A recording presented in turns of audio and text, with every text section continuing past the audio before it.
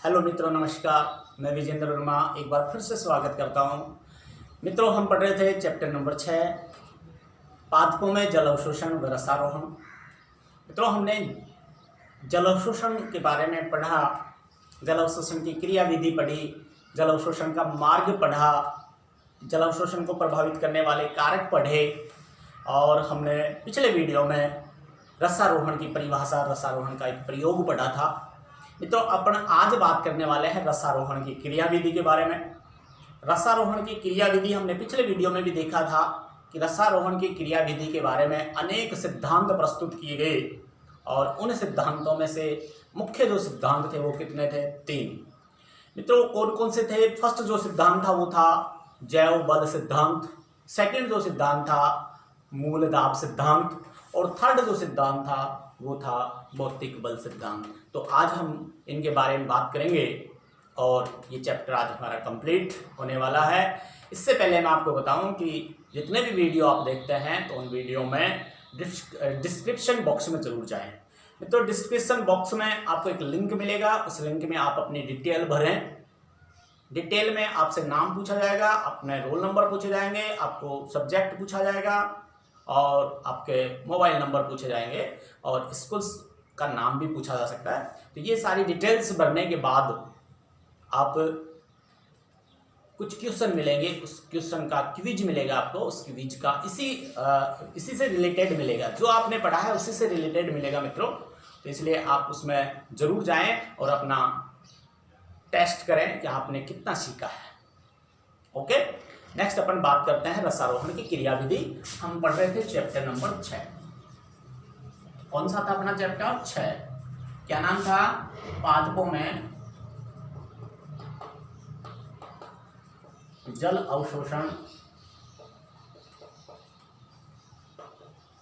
व रसारोहण। हमने पिछले वीडियो में पढ़ा रसारोहण किसे कहते हैं, बोलिए?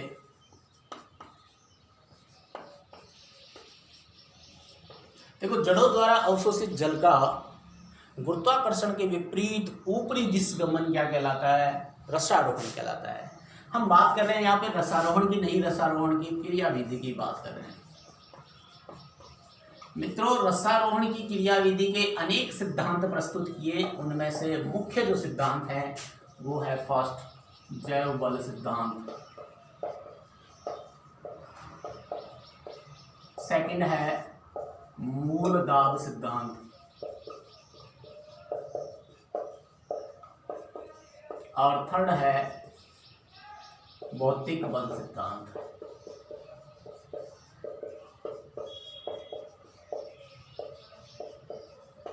यहां हम बात करने वाले हैं इन 3 सिद्धांतों के बारे में। तो सबसे पहले आइए हम बात करते हैं सिद्धांत कौन सा है? जैव बल सिद्धांत। फिर से सुनना, रसारोहण क्रिया विधि के 3 सिद्धांत दिए गए, जैव बल सिद्धांत, मूल दाब सिद्धांत और भौतिक बल सिद्धांत। तो यहाँ सबसे इंपॉर्टेंट की बात करें तो भौतिक बल सिद्धांत बहुत इंपॉर्टेंट है इस लेसन का।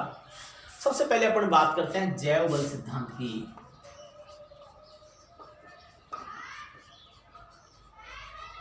बात यहाँ देखो, जैव जीवित कोशिकाओं, इसमें जीवित कोशिकाओं की जीवित कोशिकाओं का योगदान है। मित्रों, इस सिद्धांत के अनुसार पौधों में रसारोहण तने की जीवित कोशिकाओं में होने वाली क्रियाओं के कारण उत्पन्न जैव बलों द्वारा होता है। फिर से सुनना, ये सिद्धांत क्या कहता है कि पौधों में रसारोहण तने की जीवित कोशिकाओं में, हमने पढ़ा था जाइलम फ्लोएम धान, तो तने की जीवित कोशिकाओं में होने वाली क्रियाओं के कारण उत्पन्न जैव बलों द्वारा होता है। तने की जीवित कोशिकाओं, किसमें? तने की जीवित कोशिकाओं में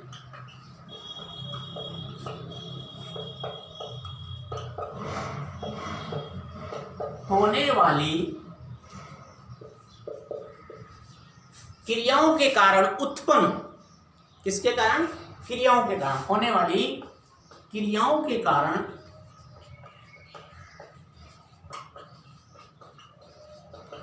उत्पन्न जैव बलों के कारण होती है। देखो यहाँ रसारोहण जो होता है ये क्या कह रहा है ये सिद्धांत कह रहा है कि पौधों में रसारोहण है वो तने की जीवित कोशिकाओं में होने वाली क्रियाओं के कारण उत्पन्न जैव बलों के कारण होता है। रसारोहण किसके कारण होता है? तने की जीवित कोशिकाओं में होने वाली क्रियाओं के कारण क्या उत्पन्न होता है? तने की जीवित कोशिकाओं में क्रियाओं के कारण क्या उत्पन्न होता है? जैव बल होता है, और उस जैव बल के कारण ही रसारोहण होता है। कौन सा सिद्धांत कह रहा है ये बात? ये सिद्धांत कह रहा है जैव बल सिद्धांत। तो इसको भी समझाने के लिए कुछ अलग अलग वैज्ञानिक अपने इस संबंध में कुछ वैज्ञानिक अपने मत प्रस्तुत कर रहे हैं। तो सबसे पहले अपन बात करेंगे, देखो फिर से एक बार बता रहा हूं कि ये जो सिद्धांत है जैव बल सिद्धांत, ये क्या कहता है कि तनों में रसारोहण जो होता है, पादपों में रसारोहण, वो तने की जीवित कोशिकाओं में होने वाली क्रियाओं के कारण उत्पन्न जैव बलों द्वारा होता है। किस बल के कारण होता है मित्रों? जैव बल के कारण होता है। हम यहाँ अपन बात करने वाले हैं कि इस जैव बल के संबंध में भी कुछ वैज्ञानिक अपने अपने मत प्रस्तुत कर रहे हैं। सबसे पहले है गोडलेवस्की। कौन है? गोडलेवस्की।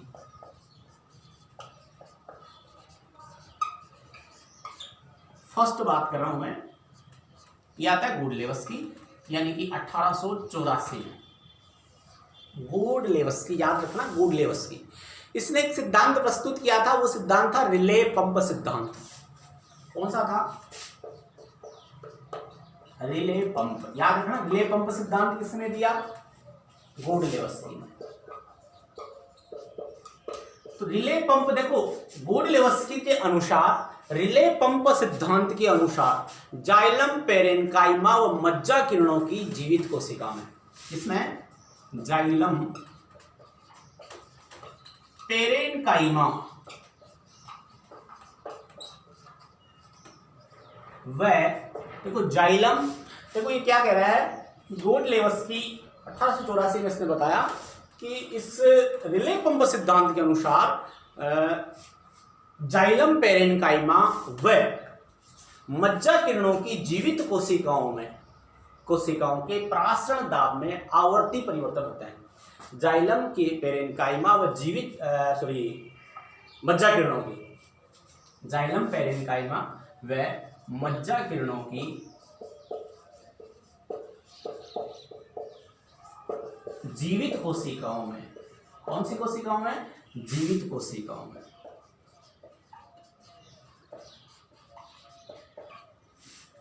जाइलम पेरेन्काइमा, कौन सा सिद्धांत दिया था? तो फिर से देखना, गोडलेवस्की ने रिले पंप सिद्धांत दिया। रिले पंप सिद्धांत के अनुसार जाइलम पेरेन्काइमा व मज्जा किरणों की जीवित कोशिकाओं के परासरण दाब में आवर्ती परिवर्तन के कारण होता है। जीवित कोशिकाओं में परासरण दाब में आवर्ती परिवर्तन के कारण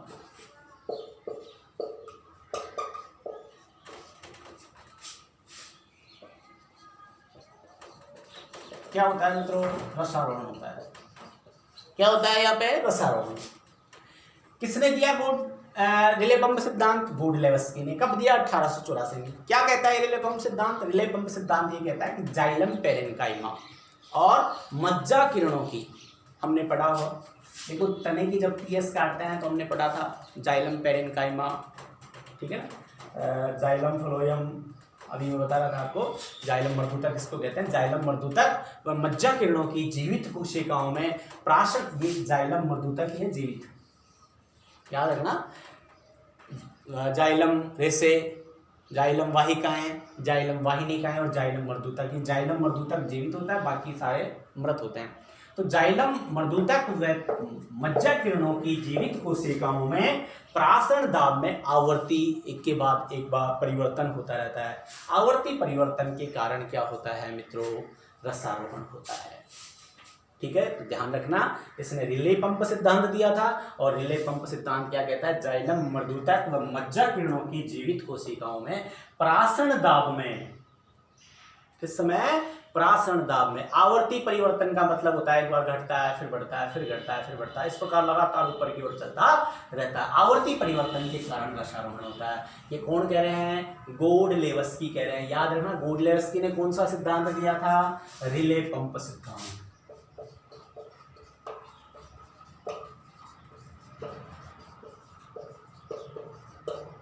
ठीक है। सेकंड जो अपन बात करते हैं वो था सर जेसी बोस।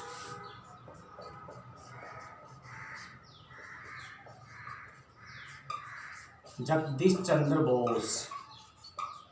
कौन है मित्रों? ये जगदीश चंद्र बोस। इन्होंने 1923 में याद रखना भारतीय टेलीग्राफ पादप पर इसमें प्रयोग किया था। जेसी बोस ने भारतीय टेलीग्राफ पादप पर, ठीक है, किस पे किया था? भारतीय टेलीग्राफ पादप पर। ये याद रखना, भारतीय टेलीग्राफ पादप पर किसने प्रयोग किया? जेसी बोस ने। ये क्या कहता है? देखो इस सिद्धांत के अनुसार, इनके यानी सर जेसी बोस के अनुसार क्या होता है कि इन्होंने दिया था स्पंदन सिद्धांत। कौन सा सिद्धांत दिया था? ये तो रिले पंप सिद्धांत है। इनका सिद्धांत कौन सा था? स्पंदन सिद्धांत। स्पंदन तो जानते हो, स्पंदन, कंपन, ठीक है ना। तो इन स्पंदन सिद्धांत के अनुसार पौधों में रसारोहण तने की वलकुट की सबसे भीतरी परत की कोशिका, किसकी? वलकुट की सबसे भीतरी कोशिका जो अंतस्थ त्वचा के संपर्क में होती है। देखो वलकुट की, इसके अनुसार इस स्पंदन सिद्धांत के अनुसार, किसका है स्पंदन सिद्धांत? सर जेसी बोस के स्पंदन सिद्धांत के अनुसार तने के वलकुट की, हमने जब टीएस काढ़ी है, बाह्य त्वचा है ना, फिर अपने पढ़ा था अंतस्थ त्वचा, फिर ये था वलकुट। तो ये वलकुट की सबसे बाहर की और अंतस्थ त्वचा के भीतर की, इनके बीच में क्या होता है? स्पंदन होता है। फिर से सुनना, स्पंदन सिद्धांत के अनुसार पौधों में रसारोहण तने की वलकुट की सबसे भीतरी परत, वलकुट की सबसे भीतरी परत की कोशिकाएं जो अंतस्थ त्वचा के संपर्क में होती हैं, उनमें नियमित लयबद्ध कंपन होते हैं, स्पंदन होते हैं। और इस नियमित लयबद्ध स्पंदन के कारण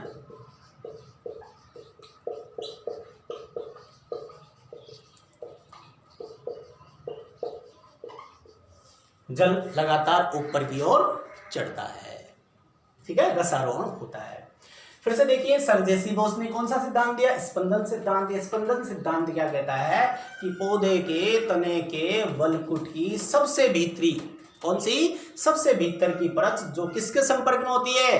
अंतस्थ त्वचा के संपर्क में होती है। तो उसमें क्या होते हैं? नियमित लयबद्ध स्पंदन होते हैं। और इन नियमित लयबद्ध स्पंदनों के कारण सतही जल ऊपर की ओर रसारोहण होता है। यानी इन नियमित लयबद्ध स्पंदन के कारण क्या होता है? रसारोहण होता है। तो हमने दो चीजें पढ़ी, रिले पंप सिद्धांत गोडलेवस्की ने, स्पंदन सिद्धांत जेसी बोस ने। और जेसी बोस ने अपना जो प्रयोग किया था मित्रों, वो किया था भारतीय टेलीग्राफ पादप पर। इसके किया था? भारतीय टेलीग्राफ पादप पर।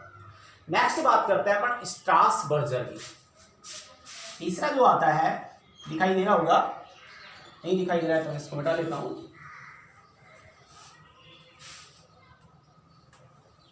थर्ड आता है स्ट्रासबर्गर,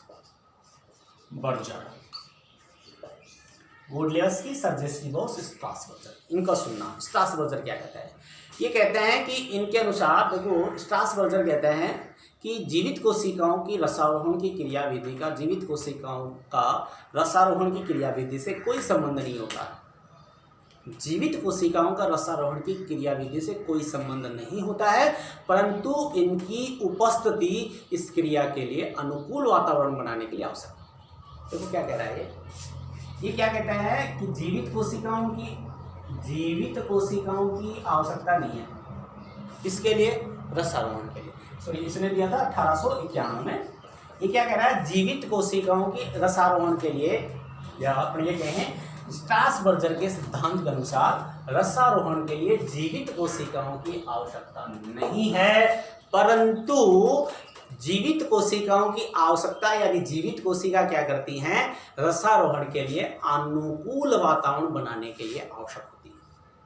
ठीक है, फिर से सुनना, क्या कह रहा है कि जीवित कोशिकाओं की आवश्यकता नहीं है, परंतु इनकी उपस्थिति रसारोहण के लिए क्या बनाती है, बोलो, अनुकूल वातावरण बनाती है।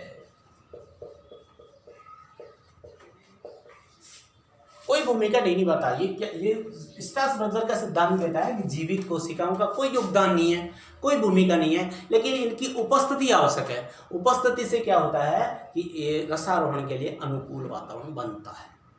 तो मित्रों, हमने फर्स्ट जो सिद्धांत है वो जैवबल सिद्धांत पढ़ा।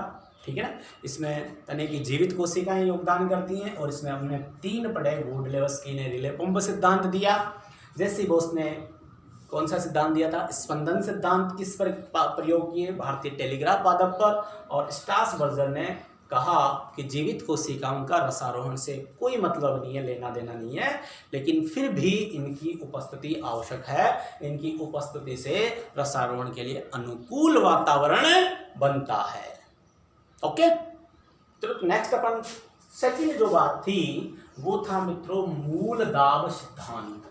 अपन किसकी बात करें, अपन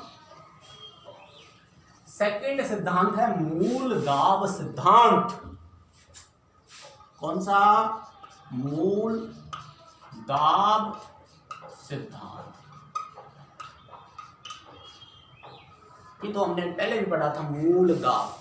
ठीक है, देखो यह सिद्धांत प्रिस्टले ने दिया था। किसने, प्रिस्टले नामक वैज्ञानिक ने दिया था।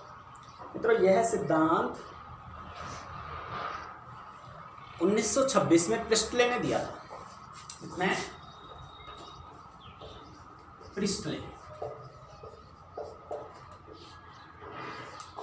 ठीक है, ध्यान से सुनना क्या होता है मूल दाब सिद्धांत। यह सिद्धांत 1926 में प्रिस्टले ने प्रस्तुत किया, और इस सिद्धांत के अनुसार कोशिकाओं में उपस्थित द्रव्य पर एक धनात्मक दाब पड़ता है।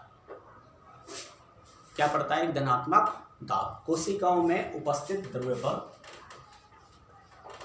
कोशिका में उपस्थित यानी अपन ये कहें कोशिका के द्रव्य पर एक धनात्मक दाब पड़ता है। कौन सा दाब, धनात्मक। हमने पढ़ा भी था। कब होता है ये कब होता है मित्रों, हमने पढ़ा था, ध्यान हो तो, रात्रि में जब सूर्य का प्रकाश नहीं होता है तो एक धनात्मक दाब के कारण सतह जल ऊपर की ओर जाता है। तो उसको अपन क्या कहते हैं, इस धनात्मक दाब को क्या कहते हैं मित्रों, यहाँ पे मूल दाब, जिसके परिणाम स्वरूप कोशिका के द्रव्य की कुछ मात्रा निकलकर कहाँ जाती है, वाहिकाओं में। इस दाब के कारण क्या हो जाती है, द्रव्य की कुछ मात्रा कोशिकाओं से निकलकर कहाँ आ जाती है, वाहिकाओं में आ जाती है। कहाँ जाती है मित्रों, वाहिका में। समझ में आ रहा है ये बात। देखो, इस सिद्धांत के अनुसार, ये सिद्धांत प्रिस्टले ने दिया था, और इस सिद्धांत के अनुसार कोशिका में यानी कोशिका में उपस्थित द्रव्य पर, कोशिका में जो द्रव्य होता है उस पर एक धनात्मक दाब लगता है, जिसके कारण ये जो द्रव्य है कोशिका का, वो कोशिका से निकलकर किस में आ जाता है, वाहिकाओं में आ जाता है। और इस द्रव्य के कुछ मात्रा वाहिका में आ जाती है, तो इसके कारण वाहिकाओं तत्व में यानी वाहिकाओं में एक दाब उत्पन्न होता है। ये जो वाहिकाओं में आ जाता है द्रव्य कोशिका से निकलकर, तो वाहिकाओं में क्या उत्पन्न होता है, एक दाब उत्पन्न होता है, और इस दाब को क्या कहते हैं, मूल दाब। ये कहाँ होती है वाहिकाएं, हमने अभी पढ़ा था जाइलम। और जाइलम में जब दाब लगता है, वाहिकाओं में जब जल का दाब लगता है, तो उसको अपन क्या कहेंगे, बोलिए, कौन सा दाब कहेंगे मित्रों, मूल दाब कहेंगे। फिर से सुनना, एक बार फिर से समझना।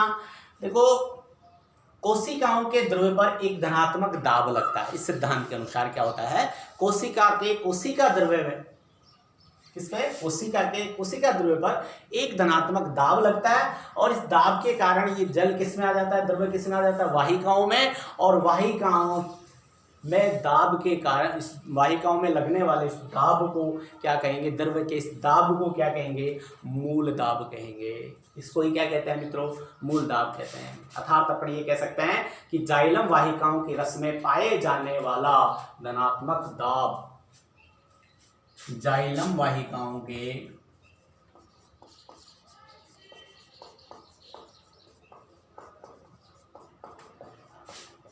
रस में पाए जाने वाला धनात्मक दाब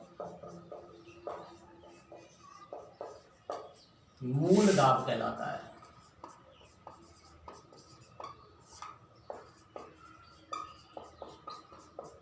आपसे अगर पूछा जाता है मूल दाब किसे कहते हैं, तो अपन ये लिख सकते हैं जाइलम वाहिका क्या होती है, जाइलम में होती है। जाइलम क्या करता है, जड़ों द्वारा अवशोषित जल को पादप के विभिन्न भागों तक पहुंचाने का काम करता है। तो जाइलम वाहिकाओं के रस का भी बात करें अपन द्रव्य की, रस में पाए जाने वाले धनात्मक दाब ही क्या कहलाता है मित्रों, मूल दाब कहलाता है।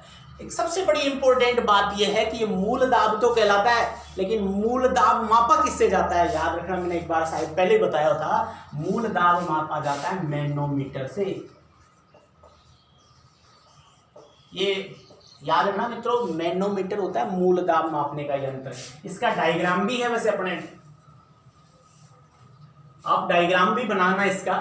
अगर आपसे पूछा जाता है कि मूल दाब किससे मापा जाता है, तो ये याद रखना मैनोमीटर से, और मैनोमीटर का डायग्राम भी है, ठीक है ना।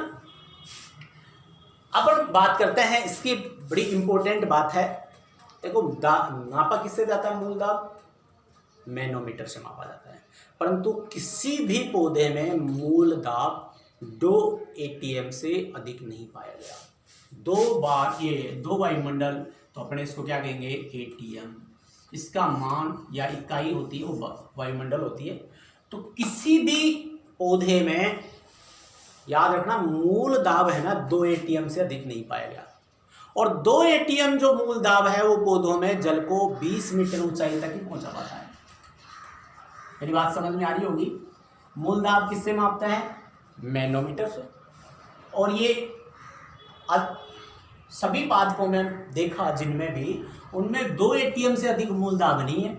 और 2 ATM मूल दाब कहाँ तक पहुंचा पाता है मित्रों, केवल 20 मीटर ऊंचाई तक। लेकिन बहुत सारे पौधे तो ऐसे हैं जो 20 मीटर से भी बहुत लंबे होते हैं। काष्ठी पौधे ऐसे बहुत सारे हैं जिनमें 12 ATM की आवश्यकता होती है।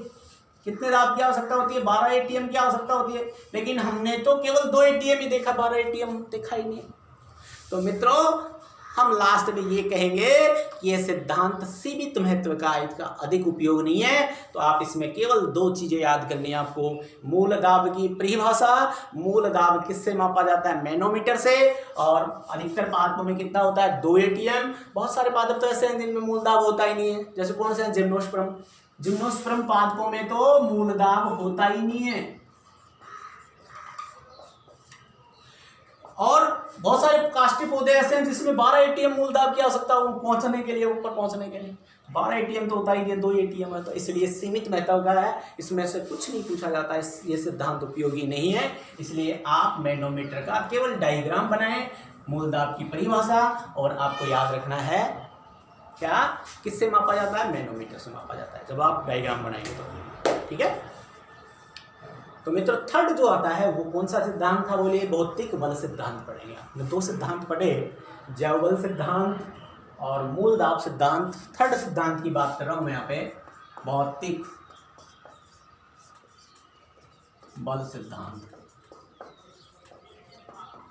मैं पूछूं आपसे कि अब फिर से वापस मैं रिपीट करता हूं कि मूल दाब किसे कहते हैं, बोलो। तो मित्रों जाइलम वाहिकाओं के रस में पाए जाने वाला धनात्मक दाब, जाइलम वाहिकाओं के रस में पाए जाने वाला धनात्मक दाब क्या कहलाता है, मूल दाब। और मूल दाब किससे मापा जाता है, मैनोमीटर से मापा जाता है, ठीक है ना। और अधिकांश पादपों में कितना मूल दाब होता है, 2 ATM ही होता है। नेक्स्ट अपन थर्ड की जो बात करने वाले हैं यहाँ पे मित्रों, ये बड़ा ही इम्पोर्टेंट है एग्जाम की दृष्टि से, ये इम्पोर्टेंट सिद्धांत है, ठीक है। देखो सुनिए, ये सिद्धांत रसारोहण, ये सिद्धांत क्या कहता है, रसारोहण केवल भौतिक बलों के कारण होता है, इसलिए इसका नाम क्या दिया गया है, भौतिक बल सिद्धांत। इसमें जैव कोशिकाओं की कोई आवश्यकता नहीं है। जैव मूल दाब और जैव बल ये काम नहीं करते बल। इसमें केवल जो जल का जो रसारोहण होता है वो केवल भौतिक बलों के कारण ही होता है। जीवित कोशिका इसमें भाग बिल्कुल भी नहीं लेती। तो ये क्या कर रहा है, ये इन दोनों सिद्धांतों को खंडन कर रहा है। ये कह रहा है जीवित कोशिकाओं का कोई योगदान नहीं होता है, केवल भौतिक बल के कारण ही, भौतिक बलों के कारण ही रसारोहण होता है। ये सिद्धांत, सबसे बात ये याद रखना, बहुत बार पूछा जाता है भौतिक बल सिद्धांत किसने दिया, 1894 में, याद रखना किसने दिया था, डिक्सन व जोली ने। इसके नाम भी हैं अलग अलग, डिक्सन व जोली। किसने दिया था, डिक्सन व जोली ने दिया। और इसको डिक्सन का ससंजनवाद भी कहा जाता है। किसका, डिक्सन का ससंजनवाद। हमें ये ध्यान रखना, ये ससंजन क्या होता है। देखो दो चीजें पढ़ी होंगी आपने फिजिक्स में, ससंजन और आसंजन। एक ही पदार्थ के अणुओं के मध्य लगने वाला बल कौन सा होता है, ससंजन बल। और दो अलग अलग पदार्थ के मध्य लगने वाला बल कौन सा होता है, आसंजन बल। तो अपन यहाँ ससंजन के बारे में पढ़ेंगे, फिर से बताना ना पड़े इसलिए मैंने आपको पहले बता दिया। डिक्सन का ससंजनवाद भी कहते हैं और यह सिद्धांत सर्वमान्य सिद्धांत है। याद रखना, ये सबसे मान्य सिद्धांत इन दोनों की बता। सर्वमान्य सिद्धांत कौन सा है, भौतिक बल सिद्धांत। किसने दिया, डिक्सन व जोली ने। कब दिया, 1894 में दिया। मित्रों इसको अलग अलग नामों से भी जाना जाता है, ठीक है ना। इस सिद्धांत को ससंजन तनाव सिद्धांत या वाष्पोत्सर्जन खिंचाव सिद्धांत भी कहते हैं। इसी सिद्धांत का नाम है ससंजन तनाव सिद्धांत या वाष्पोत्सर्जन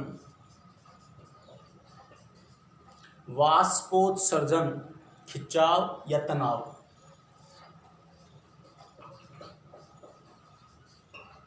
खिंचाव भी बोलते हैं इसको, खिंचाव सिद्धांत या खिंचाव कोपण तनाव सिद्धांत भी कह सकते हैं। मित्रों इसको अधिकतर ऐसे पूछा जाता है, डिक्सन जोली के सिद्धांत का नाम लिखे तो डिक्सन जोली का सिद्धांत कौन सा था, ससंजन तनाव सिद्धांत। याद, डिक्सन जोली ने कौन सा सिद्धांत दिया, ससंजन तनाव सिद्धांत। ससंजन तनाव सिद्धांत किसने दिया, डिक्सन जोली ने दिया। कब दिया, 1894 में दिया। देखो इसके मुख्य बिंदु हैं, कुछ मुख्य बिंदु हैं इसके, तो ये तो याद रहेगा। 1894 में डिक्सन जोली ने, ये सर्वमान्य सिद्धांत है, डिक्सन जोली ने सिद्धांत दिया था। इसके कुछ मुख्य बिंदु हैं। फर्स्ट बिंदु की बात करो। फर्स्ट बिंदु क्या कहता है कि पौधों में मूल से लेकर पत्तियों तक जल का एक निरंतर अटूट स्तंभ होता है और इसे कहते हैं जल स्थैतिक प्रणाली।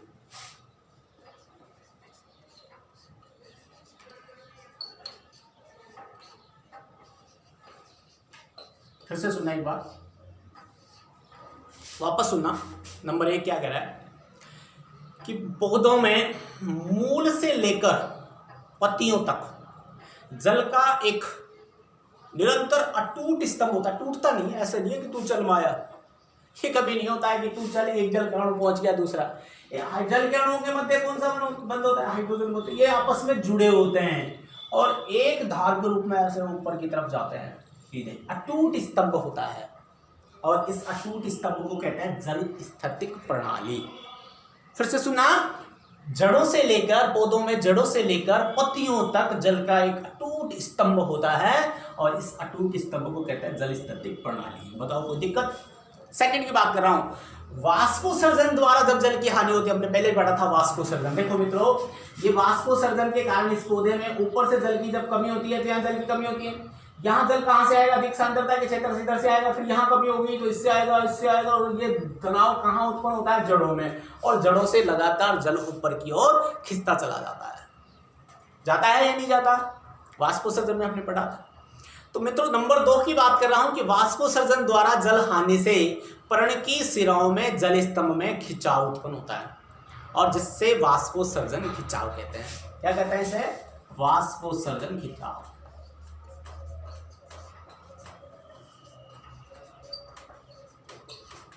मित्रों कुछ बच्चे ये कहते हैं कि हम नोट्स कैसे बनाएं, आपने समझा दिया। मित्रों मैं यहाँ अगर पूरी डिटेल से इनको लिखूँगा तो आपको समझ में आ गया होगा कितने टाइम लेगा ये पूरा वीडियो, इसलिए मैं कंप्लीट नहीं लिख पाता। तो आप हैं नोट्स बनाते टाइम बुक को सामने रख के आप बनाएं, एक बार इनको अच्छी तरह समझे फिर बुक से आप बना लें। कई बच्चों के कमेंट्स आए, कई बच्चों ने फ़ोन करके मेरे को बताया कि सर नोट्स कैसे बनाएं इनके। तो नोट्स बनाने के लिए आप मित्रों इसको क्या करना है, इनको समझना है और समझने के बाद में आपके पास बुक है उससे बना लें। तो वाष्पोत्सर्जन खिंचाव, और फिर भी अगर किसी के पास बुक नहीं है तो वो मेरे से कॉन्टैक्ट कर ले, आपके व्हाट्सअप नंबर पर डाल दी जाएगी पूरी बुक PDF। तो वाष्पोत्सर्जन खिंचाव कहते हैं, देखो पत्तियों में जब जल का वाष्पोत्सर्जन होता है, वाष्प के रूप में उत्सर्जन हो जाता है, तो पर्ण की शिराओं में कि जल स्तंभ में एक तनाव उत्पन्न होता है। क्या उत्पन्न होता है? तनाव उत्पन्न होता है। मैंने अभी तो कहा है ये बात कि यहाँ से जल अवशोषण होगा, वाष्पोत्सर्जन होगा, तो यहाँ जल की कमी होगी, जल की कमी होगी तो अधिक सांद्रता से कम सांद्रता, तो यानी लगातार नीचे से ऊपर की ओर जल जाता रहता है और लगातार ये एक स्तंभ, टूट स्तंभ बना होता है, इसको कहते हैं जल स्थितिक प्रणाली। ठीक है, तो इसको क्या खिंचाव को क्या कहेंगे? वाष्पोत्सर्जन खिंचाव। अब बात करता हूँ 3 नंबर की, ज्यादा पॉइंट नहीं है, 4 पॉइंट है, आराम से सुनना, ये 2 पॉइंट समझ में आएंगे। मित्रों थर्ड जो पॉइंट है ना, ये बड़ा इंपॉर्टेंट है कि जल अणुओं के मध्य एक ससंजन बल होता है। अभी मैंने बताया था कौन सा बल होता है जल अणुओं के मध्य? ससंजन बल। ससंजन क्या होता है? एक ही पदार्थ के अणुओं के मध्य लगने वाला बल क्या कहलाता है? ससंजन बल कहलाता है। और जिसका मान है ना, ये याद रखना, 45 से 207 ATM होता है। जल के अणुओं के मध्य एक बल होता है, कौन सा बल होता है? ससंजन बल। इसका मान कितना होता है? 45 से 207 तक हो सकता है, और जिसके कारण वाष्पोत्सर्जन खिंचाव से जल स्तंभ टूटता नहीं। इसके कारण क्या होता है? वाष्पोत्सर्जन, अभी ऊपर ने पढ़ा है, खिंचाव से जल स्तंभ क्या नहीं होता? जल स्तंभ टूटता नहीं है।